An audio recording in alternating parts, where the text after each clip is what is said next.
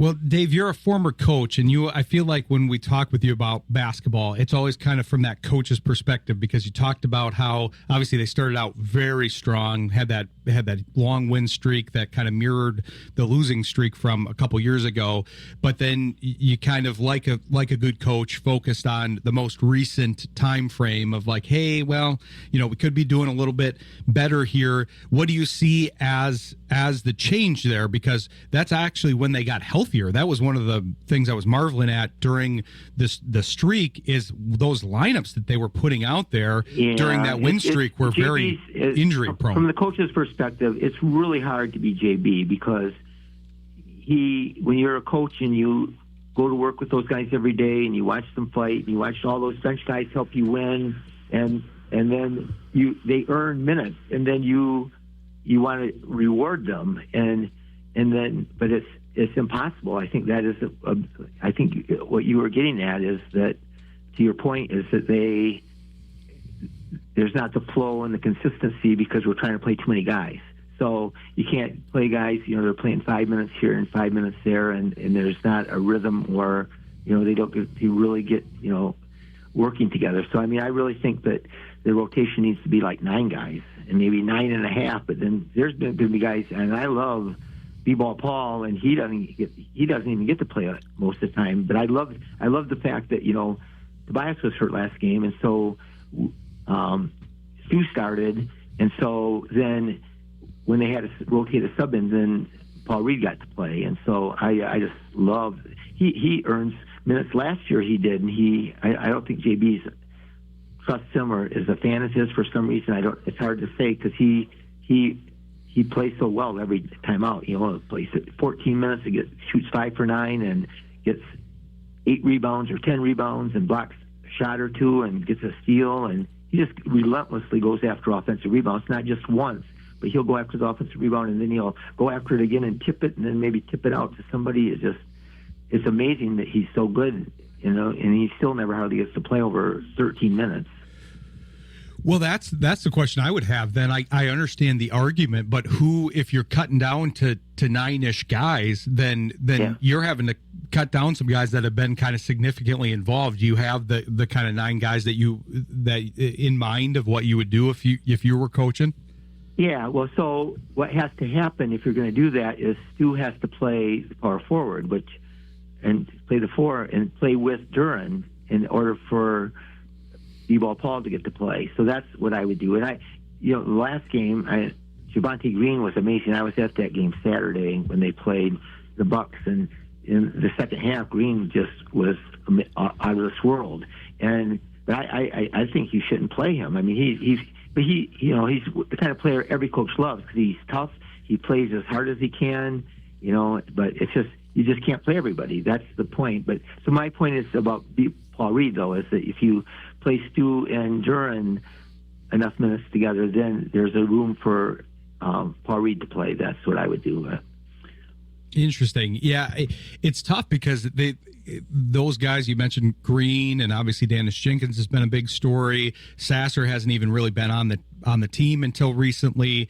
You've got a lot of depth here throughout the system. Plus, we just talked to Chad Bush of the Motor City Cruise. There's guys kind of looming there that in other years maybe could be looked at, but obviously now they have the reverse issue of a lot of depth. But it seems like it'd be tough to cut it down to 9 guys, especially because it's impossible, and that's the problem, though. And then we, like I said, then we have no rhythm and things, and we've turned it over. Teams have really clamped down on Duren. They've really loaded up on him as soon as he brings the ball down, and so they just got 2 guys just going after the ball, and so he's not been as dominant. So that's one of the problems. Obviously, Cade is he had, during that 13-game winning streak, he turned the ball over hardly at all, and then now he's been turning it over more, and I just get so frustrated. You guys, Cade's shot is flat. His 3-point shot is flat, and it hardly gets over the rim. If you watch games closely, the threes that he makes are almost always when they're highly contested, where he has to shoot it like at the end of the shot clock, or somebody's on him and he's shooting a step back. Because when they're on him, he has to shoot it. he arcs it up. He has to lift his arm up and shoot it higher, and the arc of the ball is higher. And I mean, the stats back it up. He's like in the bottom 2% in the NBA in open threes. He's worse on open threes than he is on contested threes. But that's a big problem, and that hurt us again. That when and I'm not always a big fan of Duncan Robinson, and he, when those teams started playing zone against us, so that's a problem too. Teams are playing zone against us more, and people are game planning for Duren more. Cade's not shooting the three more, and everybody's not quite in sync because we're trying to play too many guys. So those are I think what the problem has been like the last 8 games. Why, even though we win, we don't look quite as good. Dave, this is Clay here. I guess George Blaha would call you probably Smooth Davy or Special D. I got a question here for you. With the Pistons having so much depth, they go in the double digits of rotation. Do you think the Pistons are due for an upgrade? Like, is this a championship year? Is this part of the championship window for the really Pistons? It's really hard. That's a great question, but it's really hard to try to make a trade. That's what you're saying, to try to consolidate. Since we have so much depth, that you would think we would be able to consolidate and then get a better player. But the problem is nobody's going to want those guys that are our bench guys. We're not going to be able to trade a bunch of bench guys to get a player like we need to make the big moves. So if we were to get, like Trey Murphy the third, or to get Marketing or one of those guys that's going to take, they're going to want some of our frontline players. They're going to want a star in Holland and Ivy, and then they're going to want 3 first-round draft picks. And so that's the challenge there. And so, I don't know who we would get. We really need a 4 that can shoot the 3. And so I on my last podcast, I mentioned about, Michael Porter Jr., and I've never been a big fan of his, but he's been lighting it up this year, and he can shoot this. He's 6'10", and he rebounds the heck out of the ball, but he can shoot it over anybody. He's got a fast release, and he can get it up high, and he's just. I think that if they could get him, but I think he might be available for a lot less. That we wouldn't have to trade 3 first rounds for him, and we would have to trade Holland or somebody, but I don't think that Trajan's going to want to trade Holland, because that was his only real draft pick that he made other than Chaz Lanier. So it's going to be interesting what happens, and I know Trajan's really patient, and we do want to kind of see all these guys. I think Asar's really not even hit his stride yet. I mean, he played better before he got injured, but I think he has still a lot of room. I'm still not convinced how consistent Holland's going to be. I love him. I love the energy. I love the effort. And, sometimes he makes a great play and then he makes a bonehead play, but we'll see. I think they're going to be err on the side of being patient, though, and not make a move. So I don't know how they're going to keep all those guys happy. That's the big thing there, because it's nice to have depth. It's nice to have some value in these different pieces. But, then you're going to have guys that aren't happy with their role because they saw, well, wait a minute, Dennis Jenkins was used to playing for the Crews last year, and then now he's shown that he can be a contributor on the NBA level. And where does that leave him if he's back in the back end of the rotation like he was a game or two ago? So that's an interesting part about the consolidation. I want to come back with that piece. So we'll return here with Dave Dalton, the Pistons fanatic. Stick with us. You're listening to Sports Intel on Jethro FM. From the Scully Statewide Moving Studios. Country with a twist. Jethro FM. 1530 AM. WYGR Wyoming Grand Rapids. 94.9 FM Grand Rapids. 99.5 FM Lowell. And Jethro South. 980 AM WAKV Otsego Plainwell. 98.9 FM Otsego. And 105.1 FM Kalamazoo. Available worldwide at jethro.fm. There is something too, if you're... it's challenging to figure out what to do, and we'll see. I mean, the trade deadline, that people say that a lot of more players come available on December 15th, but the trade deadline isn't. I don't know exactly when that date is, but I don't know what they're going to do. But like Dennis those guys deserve to play, but Dennis had a couple of really bad games. And my big thing, though, going forward that I'm most excited to see and hope happens is Jaden Ivey. I mean, I'm a big believer in Jaden Ivey, and he's been playing like 15 minutes or less in games, and then when he does play, he plays like 4 minutes, and then comes out and plays 4 more minutes. And he's had some really good games. He's had a couple not so good games, but he's had, the last game I think he had like 15 points and made 3 out of 3 threes, and I think he could make a huge difference because he's not even got to roll. I mean, he's such a freak athlete, and we could put a lineup out there that can really make things happen, I think.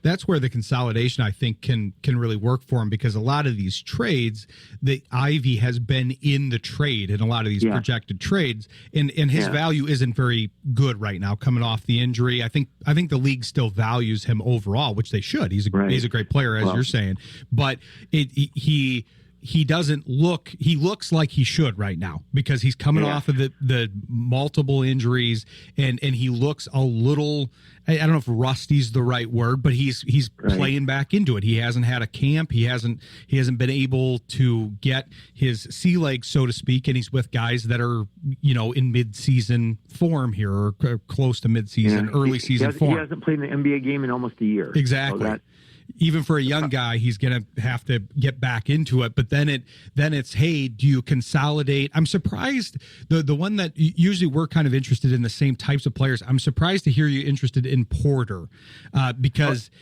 I don't know if he's a great fit with this team as far as he is from the three standpoint, the shooting and all that. Team, but the fact that we could use a 6'10" guy that can shoot the lights out. I mean, he's a 40% 3-point shooter on high volume, even contested ones. And we got a bunch of guys that can't even shoot it, when they're wide open. They just let them be open. And so he does rebound. He's, like I say, he's 6'10", but when he got traded, he said a bunch of really goofy things in social media and things. I'm not sure that I want him. And I never really was a fan of his when he was in Denver, but I'm just saying that's what we need, a guy that has his, skills and his size. Trey Murphy III would be my pick for sure, but he's only making like $25 million a year, and he's signed I think for 4 more years, and he can shoot the three, and he's a better defensive player. He rebounds, he passes, but I don't think the only way we could get him, I think the chance would be is because Troy Weaver is in New Orleans, and he drafted Jaden Ivey, and so I don't know if that would ever happen. I really seriously don't think that they would trade him. They would want so much for him, and same with Danny Ainge. Always, he's been known legendary for winning every trade, so he's going to want just a boatload and a half for marketing. But they should trade him. They should trade marketing and get as much as they can. That can turn a whole franchise around, the load that you could get for him. So we'll see. I understand the argument, certainly from a trade standpoint, but when we're talking about kind of the nasty dogs culture and everything, I don't know if Porter, with the change and the fact that he's got a lot more usage and that's why he's looking better. That's for sure, that's true. But I think he would, you look how open, like Tobias had a good game shooting the three, but he's inconsistent. He's a low-volume 3-point shooter. He usually averages like 3 a game. He's never shot that great in his whole career. But the looks he gets right now, he's wide open on threes. And if Porter got those, and I don't think that we would. And I'm not, I was not a fan of Porter, and I don't think they would ever trade for him. But I'm just saying that instead of, if we try to get Markkanen or Murphy, and that's the kind of player that we really need, we would have to give up so much to get them. They would want Sarr, which I don't think we would ever trade him, and they would want like 3 first rounds probably at least. I mean, you look at some of these trades that what Orlando had to give up to get Bane. Was that 4 firsts, I think? Yeah, I believe so. And then the Knicks gave up 5 firsts to get Bridges, which I don't think that would happen anymore. They overpaid, but I still think that we don't want to, at this point, go all in. I think we're still better off. I think next year, this next off season is when we would want to make the move.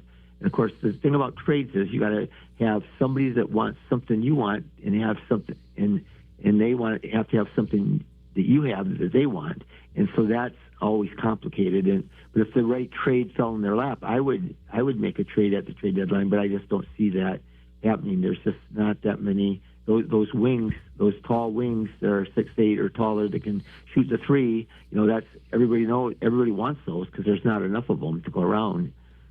Yeah, I actually think this year's a great year to start that kind of championship window, especially because you look at last year, the Eastern Conference representative in the NBA Finals, they're almost in dead last in the East because Halliburton's out. You got the Celtics, they're in third right now, but they're just not who they were last year.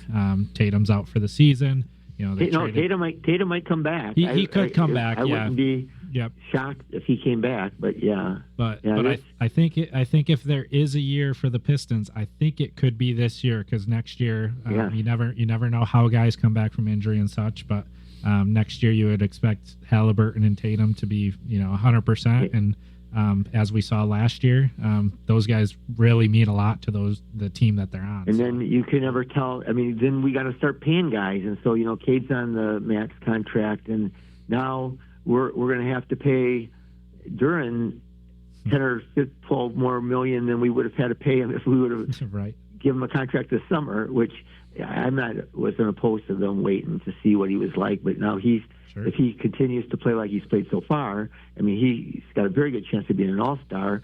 And if you're an all-star, you're going to be making $45 million a year, and then you have Ivy that you have to pay, and then you have Asar coming up, and then you have Holland, and then I don't even know how many more years left Stu has on his contract. So that I agree with you that when you think that we have all these, that the future is so bright, we got all these young guys, but it's just like all these teams, it ends up coming back that they don't necessarily have enough money to keep all of them. There's a point where the music kind of stops. It's like you're playing musical chairs and the music stops, and then those are the guys that you have. I feel like Golden State is a good example of this because then they've tried to trade a couple of those pieces that they kind of got stuck with, and they move like a D'Angelo Russell and end up with an Andrew Wiggins, and then they got Durant in the mix, but then that didn't work. But thankfully they've got some good pieces to be proverbially stuck with the fact that they've got, like you said, Cade, Duren's playing very well. I know both you guys are high on Thompson, and I think that's kind of the next piece of this. He's also a guy that's been affected by injury, but we just need him to, I think, have kind of his natural growth here because he's shown a lot, and as he gets more comfortable, I mean, he can kind of do whatever he wants out there. It's just when he figures out what he wants, I think he's going to be better when he plays with a little bit of a head of steam, not quite a Ron Holland head of steam, something like one notch down from that, because as you said, Dave, he can get kind of singularly focused there. But yeah, if you can make one consolidation move that helps get you that big piece that fits in with the team, I feel like Bane was kind of that kind of move for Orlando. We'll see how it works out, but he's been good for them, and he was a good culture fit. I think he probably would have been a good fit for the Pistons, but that would have been an expensive price for them to pay. But something like that's that. Okay. But what's that? He was a jerk against the Pistons. Oh yeah, there's some bad blood there. And then a couple of days ago, he was playing in a game, and like he takes the ball and he just drills OG Anunoby in the face. Like he just drills. He didn't even have to do it. And I mean, I heard a lot of people in the NBA think that if that would have happened years ago, there would have been a fight. Well, if he would have chucked to that Stu like that, there would have been a fight. But yeah, and he's a good player, and he tore the Pistons up when they beat us on the 28th. He took the ball to the basket. He's supposed to be a 3-point shooter. He's 0 for 5 on threes, and he scored like 38 points on drives, and he falls down and gets calls every time. And so, but yeah, that is the kind that was a smart trade by them. I thought for sure they were going to be like the top 3 team in the East. It's fascinating. I mean, look how Cleveland is just struggling, and like you said, the East is open. So this is a great year if you're ever going to try, you never know what's going to happen from year to year. Though it is wild, to see the Pistons go from 14 wins to 44, and then now we're first place in the East, and it's just everything. Anything can happen in the league. All these teams you see where you think a team's going to be all set. 4 years ago, I thought the Grizzlies were going to be just a powerhouse, and they thought they were going to be one of the top teams for a while, and they just, people get injured, and then you get a guy that acts not very smart like John Morant, and then things kind of unravel. That's the big thing here, like Clay was talking about. It's the window and getting into this window, because that's what Orlando was trying to do, and some of the other teams are trying to seize this window, but you never know how things are going to shift. But yeah, it'll be interesting to follow them here as the season goes on. They're certainly off to a great start. Be sure to tell us where to view the podcast here, Dave, so that people can follow your coverage. Yeah, it's just on YouTube, and it's the Piston Fanatic Podcast. But yeah, we're young. The trend is right now everybody's playing faster, and younger players are winning games. You see the Clippers, they're dying, and it's just we got the young team. We got, like you said, we have great depth, and we'll see. But it's fun. You just got to enjoy it. I mean, I was just a fan since Dave being a bobbling year, and there were a lot of crappy years that were no fun to watch, and so. You can get all worked up about it when we lose 2 in a row and we look bad and we lose to the Bucks and they're terrible, but we're blessed to have this group that we have there, and to have people like Kate and Asar and Duren. Those are great guys that work hard and are fun to watch. Definitely. They're prone to do big things here, hopefully, maybe even this year. So we'll be following them, and we'll have you back on the show at some point here, Coach, but we appreciate you joining the show. I enjoy it, and I really appreciate you, Clay and Ryan. Thank you.